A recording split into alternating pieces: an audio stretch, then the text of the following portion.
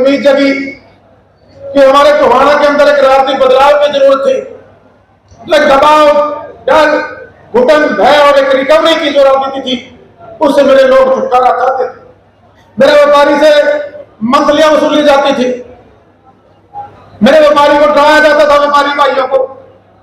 एक इंस्पेक्टरी राज कहूंगा, यहां पर थानेदार लगवाकर लोगों को भय और डर का माहौल देकर यहां पर एक सच्चा सुख भोगने की राजनीति थी।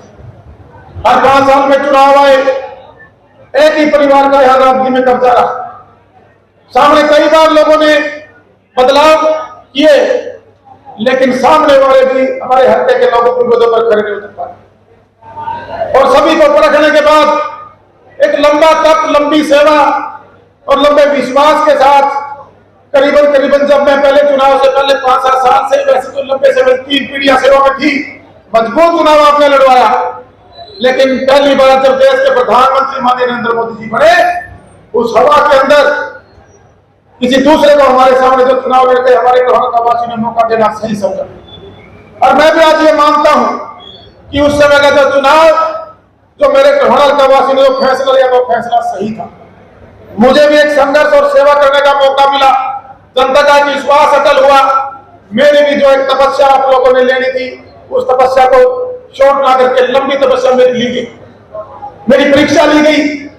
और उसके बाद जिन लोगों को मौका मिला था, उनका कार्यकाल भी आप लोगों ने देखा। उन लोगों ने आए गुंडागर्दी का तांडव मचाया।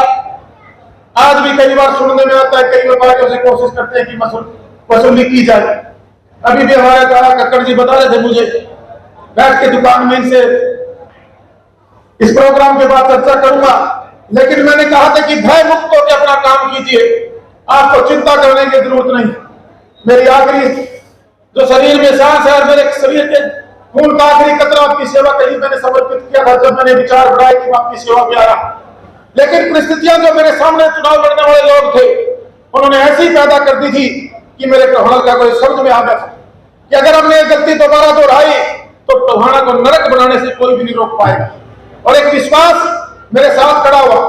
हमने आश्वासन दिया था, लोगों से वादा किया था। उधर से अन्य पार्टियों कैंडिडेट भी थे, उनको भी असली चेहरा दिखाने का काम टोहाना की जनता ने किया। 16,000 वोट पे समेट के रख दिया। और जो लोग हमारे से पहले बनाए थे, उनको 55,000 से वोटों से हराने का काम किया। उनकी कार्यशैली से लोग इतने दुखी हुए, इतना बड़ी मैं कहूंगा कि एक सजा थी उनको देने का काम।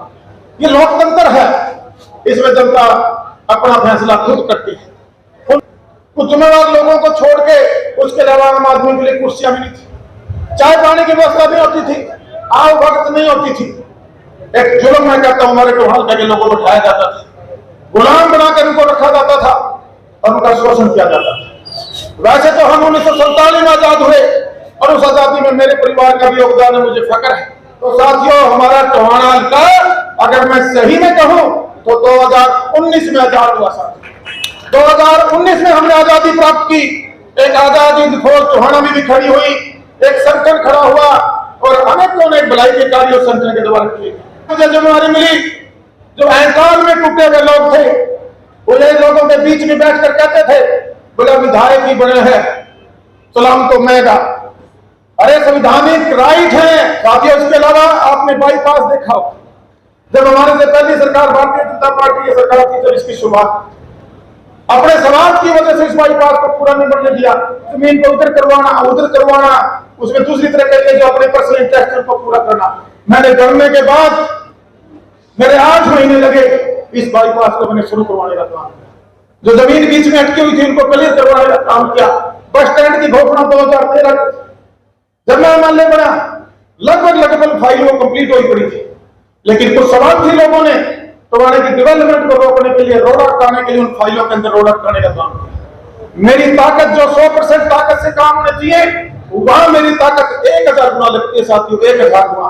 अगर ये लोग जो विपक्ष में है, अगर कहीं न कहीं मेरा साथ चाहे ना दे, लेकिन अगर वो विरोध न करें, तो टोहाना की तस्वीर जो काम आज की से कई गुना आगे बेहतर कर सकता था। फिर भी हमने वो जगह ली, उसकी पेमेंट हो चुकी है। और आने वाले 1 हफ्ते के अंदर 1 हफ्ते से 10 दिन के अंदर हम अपने बस स्टैंड का टेंडर लगाने जा रहे हैं। आपको बधाई देना चाहता हूं। 30 से 40 साल पुरानी मांग थी 100 बेड हॉस्पिटल की। यहाँ पर एक सिंडिकेट बना हुआ था। इस हॉस्पिटल में ना डॉक्टर थे, आपने देखा होगा, मैं 35 डॉक्टरों की एक दिन में ट्रांसफर करा कर लेकर आया था, ताकि मेरे आम गरीब परिवार के वहां इलाज हो सके, सरकार की जो सुविधा है उन तक पहुंच सके। और जो 100 बेड हॉस्पिटल है करीबन 140 करोड़ के आसपास का, जिसका अमाउंट सैंक्शन करवा कर लेकर आए, वो भी कम आने वाले समय में उसका सिर्फ एक एसी, जिसको सेंट्रलाइजेशन करवाना चाह रहे थे, वो फाइल को लेके हमें 15 दिन एक्स्ट्रा लगते हैं। आने वाले 10 से 15 दिन के अंदर हम इस बस स्टैंड का भी हम आने वाले शिलान्यास करके एक भव्य बिल्डिंग हॉस्पिटल के रूप में अपने लोगों को समर्पित करने का काम करेंगे। इसी प्रकार साथियों, बहुत बड़ी मांग जो पिछले 10 साल से सूर्य वाले मोड़ से लेकर हमारा जो चंडीगढ़ रोड है, इसके हालात मैं खुद वहां से जाता, लगभग महीने में 20 फोन मेरे पास भी आते। ये फाइल NHI में मैं 2 बार को हमारे जो केंद्रीय मंत्री हैं गडकरी जी से मिलकर आया। इसकी जितनी भी जो क्वायरीज थी वो क्लियर करवाने में मैंने बताया जी, सत्ता में तो मेरा सर रहा, यहाँ पर मंत्री भी रहे, इससे पहले आपके जो प्रधान रहे पार्टी के वो भी रहे। उन्होंने सिर्फ और सिर्फ अपना घर भरने के अलावा या जनता का शोषण करने के अलावा कुछ नहीं। मेरे टोला के लोग शोषित, मैं उनके हाथों में लड़ाई लड़ने आया। मैंने 400 करोड़ का प्रपोजल बनाकर पूरे शहर का जो बरसाती पानी का भराव का माननीय मुख्यमंत्री से किया।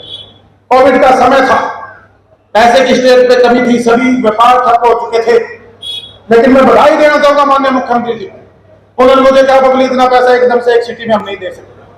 मैंने कहा जी इसको पार्ट में कर दीजिए, और मैं विश्वास दिलाता हूं आपको मुख्यमंत्री जी, आज तक जो पैसे कहां गए, किसकी जेब में गए, किसने खाए, किसने दिए, मेरे सामने आने के बाद मैं एक जिम्मेवारी के पद पे हूं, जांच मेरी जिम्मेवारी बनती है, कानूनी कार्रवाई जिम्मेवारी बनती है, लेकिन मैं गड्ढे मुर्दे नहीं उखाड़ता। मैं नहीं देखता कि किस पार्टी से आया है, कैसे आया है। टाटा और जिंदल पंचर का सरिया लगता है, बढ़िया से बढ़िया सीमेंट लगती है, 1 नंबर की ईंटें लगती है, रोड़ी बजरी बढ़िया लगती है। क्यों लगती है जानते हो आप लोग? जो यहाँ कमीशन की दुकान बची हुई थी, जो 350, 300, 400 परिवार के जीजे सारे बुआ फूफे मामे चाऊ चाचे सारे छोड़ रखे थे, वो क्या करते थे? दफ्तर में बैठ के बताया तो उन्होंने जाके काम रुकवाना। फिर शाम में एक रिकवरी का पूरे यहाँ वार्डों में ऑफिस बना रखे थे, एक पांडागरा रोड का ऑफिस था, कई इधर उधर ऑफिस थे, रिकवरी होती थी। भाई एक बात छाती ठोक के कहता हूं, अगर कोई भी मेरे नाम की रिकवरी मेरे साथी भाई बैठे हैं, भीतर का पानी पिला दूंगा, बख्शूंगा नहीं।